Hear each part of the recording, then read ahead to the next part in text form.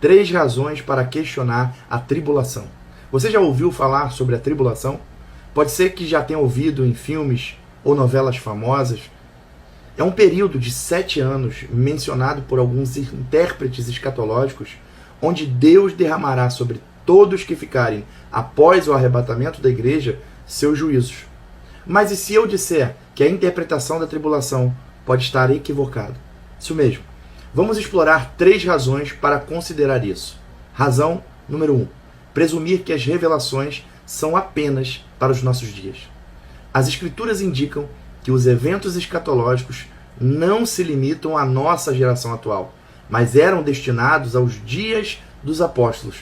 Textos como Joel 2 mencionam que, nos últimos dias, o Espírito seria derramado sobre toda a carne.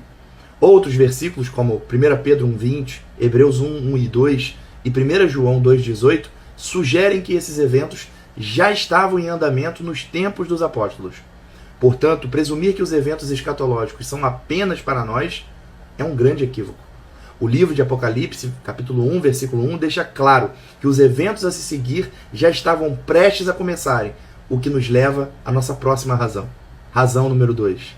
A tribulação anunciada era a destruição de Jerusalém e do sistema farisaico.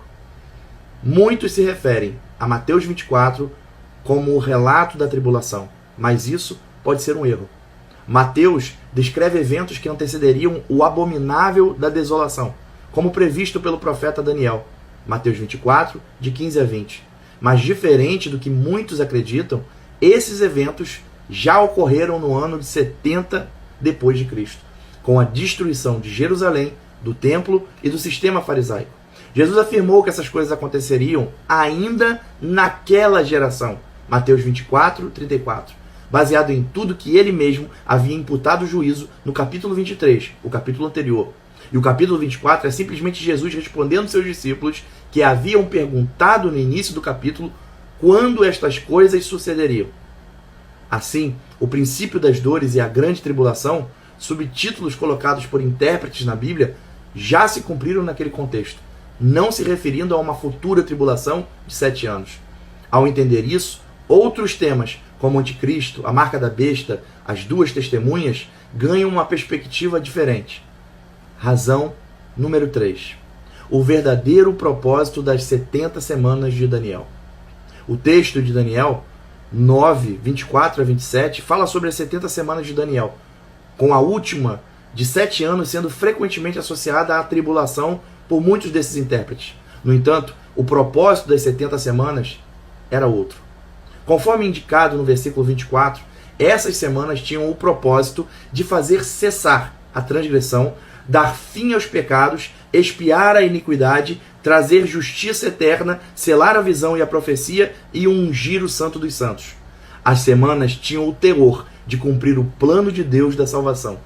Você não vê verbos relacionados a julgamento, mas a destronar o pecado, mudar a natureza do homem, a unção dos santos e nos estabelecer como justiça de Deus na terra. Qualquer juízo só poderia vir após as 70 semanas, como veio.